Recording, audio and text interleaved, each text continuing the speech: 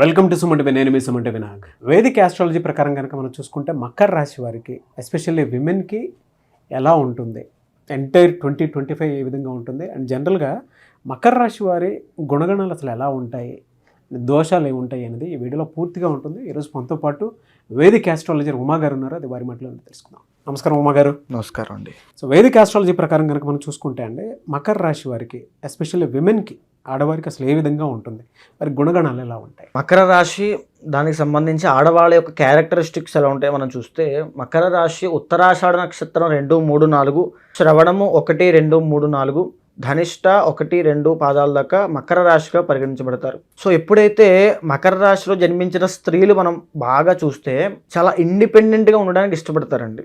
ఎందుకంటే ruled by Saturn, అంటే చిన్న వయసు నుంచే వాళ్ళకు ఒక రకమైనటువంటి ఇండిపెండెన్స్ కావాలి, నేనంటూ ఎదగాలి, లేకపోతే నేను ఇండివిజువల్గా బ్రతకాలి, నాకంటూ ఒక ఐడెంటిటీ కావాలి అనేటువంటి ఆలోచనలు, ఆ థాట్ ప్రాసెస్ అనేది చాలా ఎక్కువ ఉంటుంది. ఆ దిశలోనే పరిగెడతారు కూడా, ఎవరి మాట వినరండి, చాలా మొండి మకర రాశి వాళ్ళు. అంటే నాకు అది కావాలంటే అది కావాలి, నేను ఆ స్థాయిలో ఉండాలి, అలా ఉండాలి.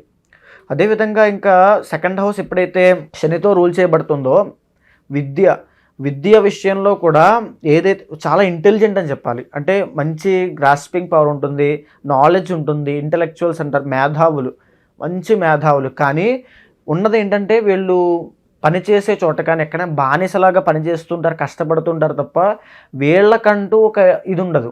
సో అంటే నేను ఓవరాల్గా చెప్తే, ఫర్ సపోజ్ వాళ్ళ తత్వం ఎలా ఉంటుందంటే, నేను ఇంట్లో ఉండను, నేను హోమ్ మేకర్గా ఉండను, హౌస్ వైఫ్గా ఉండను, నేను ఎక్కడికి వెళ్ళి జాబ్ చేస్తా, అంతవరకు ఓకే.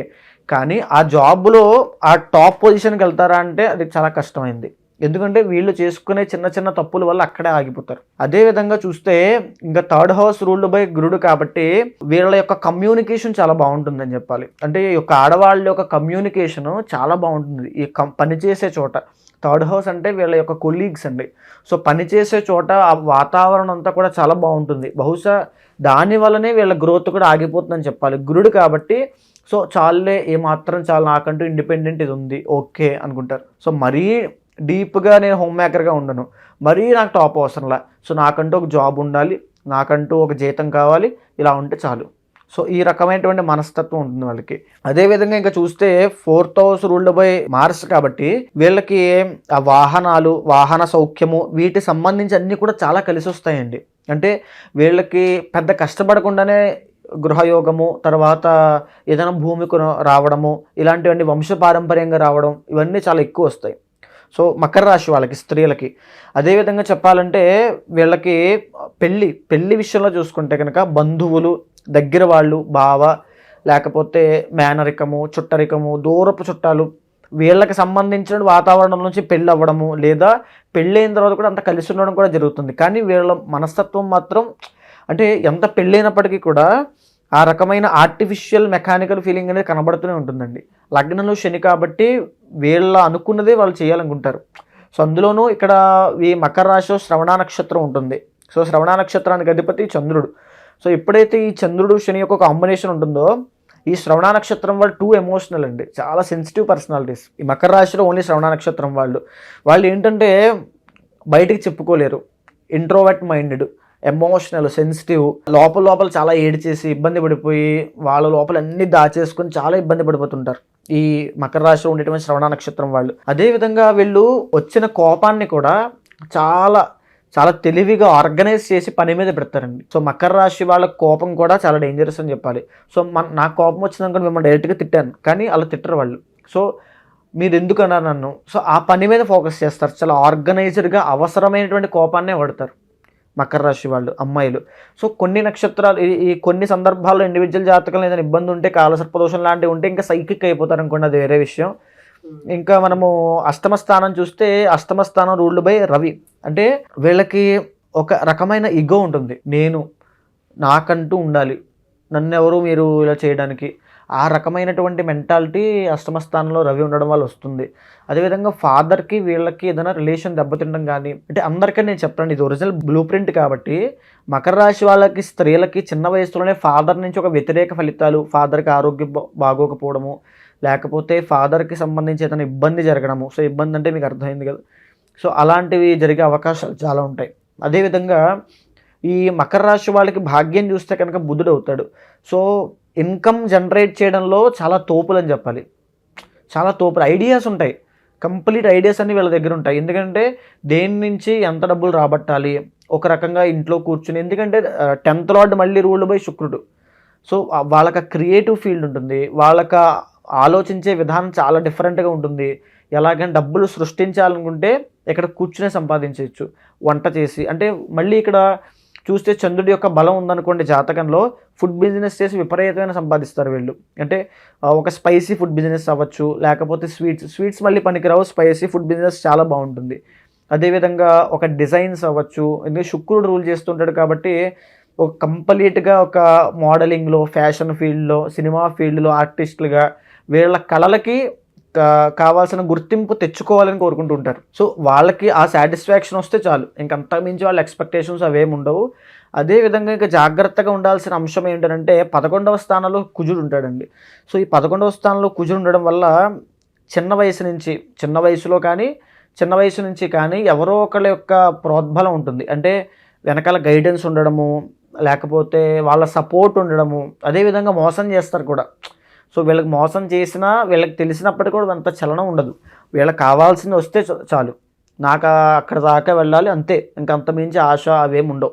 అదేవిధంగా ఇంకా చెప్పాలంటే మకర రాశి వాళ్ళు తీసుకోవాల్సిన జాగ్రత్తలు న్యూరో ప్రాబ్లమ్స్ అండి. నరాలకి సంబంధించిన ప్రాబ్లమ్స్ అయినా, స్కిన్ అయినా, ఈ 2 సమస్యల్లో చాలా జాగ్రత్తగా ఉండాలి. అదేవిధంగా ఎస్పెషల్లీ శ్రవణ నక్షత్రం వాళ్ళైతే మెంటల్గా చాలా ఇబ్బంది పడుతుంటారు, ఎమోషనల్గా చాలా ఇబ్బంది పడుతుంటారు, యాంగ్జైటీ, డిప్రెషన్ వల్ల. సో వాళ్ళు ఎస్పెషల్గా హార్ట్కి సంబంధించిన విషయాల్లో చాలా జాగ్రత్తగా ఉండాలి.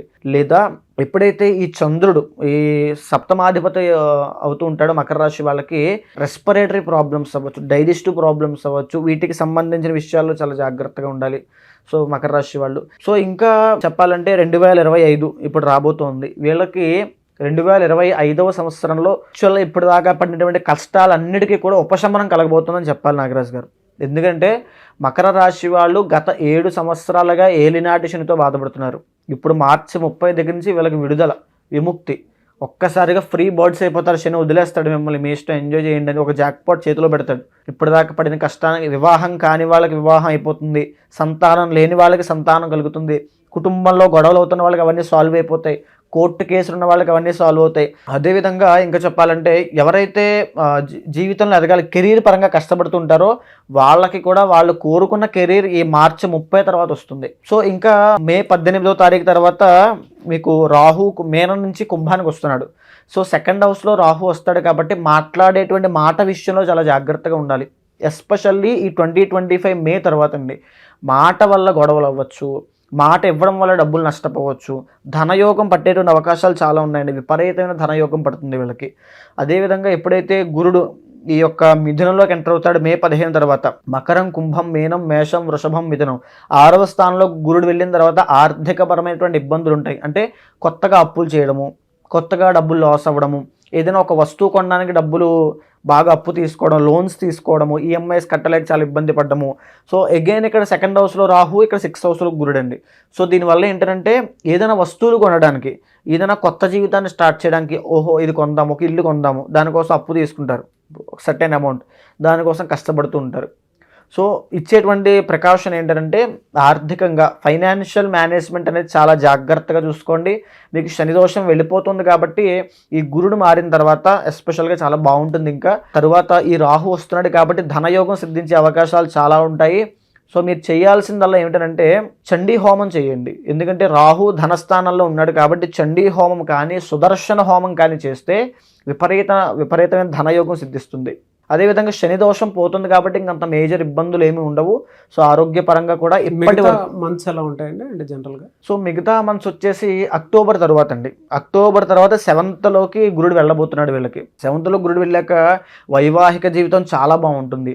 వీళ్ళ వల్ల వీళ్ళ యొక్క స్పౌస్కి అంటే భర్తకి లేదా భార్యకి, ఇప్పుడు మనం మాట్లాడుకునేది ఉమెన్ కాబట్టి భర్తకి చాలా కలిసి వస్తుంది, లేదా భర్త వల్ల వీళ్ళకి చాలా కలిసి వస్తుంది. ఒక రకమైన డబ్బు అవ్వచ్చు, సపోర్ట్ అవ్వచ్చు, ఎనర్జీ అవ్వచ్చు, అప్పటిదాకా లేని ప్రేమ, అభిమానాలన్నీ కూడా ఒక్కసారి కలిసిపోవచ్చు. సో తర్వాత బిజినెస్లో విపరీతమైన గ్రోత్ వస్తుంది అక్టోబర్ తర్వాత. సో అక్టోబర్ వరకు కూడా ఫైనాన్షియల్గా కాస్త స్ట్రగ్లింగ్ పీరియడ్లో ఉంటారు. ఓకే, దోషాలు ఏముంటాయండి వీళ్ళకి? సో దోషాలంటే మేజర్గా ఈ గురుడు బాగాలేకపోవడం ఇవి ఉంటాయి. కానీ ఇండివిజువల్ జాతకంలో కనుక వీళ్ళకి చంద్రుడు బాగా లేదనుకోండి, మకర రాశి వాళ్ళకి చంద్రుడు బాగాలేకపోతే మ్యారీడ్ లైఫ్లో చాలా ఇబ్బందులు చూస్తారు. అదేవిధంగా బిజినెస్లో లాసులు చూస్తారు. మెంటల్ స్ట్రెస్ అండి, అన్నిటికంటే మకర రాశి వాళ్ళకి మెంటల్ స్ట్రెస్ కూడా. సో ఈ రకమైనటువంటి ఎమోషనల్ ఇంట్రోవర్ట్ మైండెడ్ కాబట్టి, ఉదాహరణకి శ్రవణ నక్షత్రం వాళ్ళు చంద్రుడికి సంబంధించినటువంటి పూజలు చేసిన, శివారాధన ఎక్కువగా చేసిన, వెంకటేశ్వర స్వామిని ఏదో ఒక దైవారాధన ఎక్కువగా చేస్తుంటే ఆ స్పిరిచువల్ ఎనర్జీ వల్ల దాని నుంచి బయటకు వస్తారు. వీళ్ళకి ఏ వారం ఎక్కువ కలిసి వచ్చే అవకాశం ఉంటుందన్న? శనివారం ఎస్పెషల్గా చాలా బాగుంటుందండి. శనివారం మీరు వీళ్ళు ఏం చేసినా, అండ్ మోరోవర్ వీళ్ళకి రూల్డ్ బై శని కూడా కాబట్టి వాహనాలు కొత్తవి ఏమైనా కొనుక్కున్నా శనివారము. సో తారాబలం అన్నీ చూసుకున్న తర్వాత, లగ్నం అన్నీ చూసిన తర్వాత శనివారం ఏమి కొన్నా వీళ్ళకి ఎక్సలెంట్గా ఉంటుంది. థ్యాంక్ యూ అండి, థ్యాంక్ యూ సో మచ్ అమ్మగారు. నమస్తే అండి. మీ దగ్గర జాతక చక్రం ప్రకారం వాళ్ళకు ఉండేటువంటి ప్రాబ్లమ్స్ ఏవైతే ఉన్నాయో, ఎస్పెషల్లీ 2025లో ఏదైనా సరే వీడియో చూసిన తర్వాత అయినా సరే జాతక చక్రం ప్రకారం ముందుగానే గ్రహించి ఏం దోషం ఉందో కనుక్కొని ముందుకు వెళ్ళాలి అనుకున్నటువంటి వాళ్ళు ఉంటారు. రెమెడీస్ కోసం, పూజల కోసం అయినా సరే, హోమాల కోసం అయినా సరే మిమ్మల్ని అప్రోచ్ అవుదాం అనుకుంటారు. ఇంట్లో ఏ క్రతువు జరిగినా సరే మీలాంటి వాళ్ళని అప్రోచ్ అవుదాం అనుకుంటారు. అప్రోచ్ అవ్వచ్చు, ఆ ప్రాసెస్ ఏంటి? తప్పకుండా అండి. ఎందుకనంటే ఈ జరిగినటువంటి రోజుల్లో కూడా ఎంతోమందికి రీసెంట్గా కూడా మనం పూజలు చేసి ఎన్నో మార్పులు తీసుకురావడం జరిగింది సుమన్ టీవీ ద్వారా ఆధ్వర్యంలో. కాబట్టి ఎవరైనా సరే కన్సల్ట్ అవ్వచ్చండి. తప్పకుండా కన్సల్ట్ అయితే ఇండివిజువల్ జాతకం చూసిన తర్వాతనే ఏం చెయ్యాలి ఏంటంటే నిర్ణయించి చెప్తాను. దాన్ని బట్టి కనుక మీరు రెమెడీస్ ఖచ్చితంగా నేను చెప్పిన కనుక ఫాలో అయితే ఎగ్జాక్ట్గా మీ జీవితంలో మార్పులు వస్తాయి. సో మిమ్మల్ని అప్రోచ్ అవ్వచ్చు. తప్పకుండా అండి. అపాయింట్మెంట్ తీసుకోవచ్చు. తప్పకుండా అండి. Anyways thank you so much Uma గారు. నమస్తే అండి. చూశారు కదండి వీడియో. ఈ వీడియోపై మీ అభిప్రాయాన్ని కమెంట్ బాక్స్లో పోస్ట్ చేయండి. అండ్ మీకు ఏదైనా డౌట్ ఉన్నా కూడా కామెంట్ బాక్స్లో రాస్తే నేను ఉమా గారు దాని మీద వీడియో చేయడం జరుగుతుంది.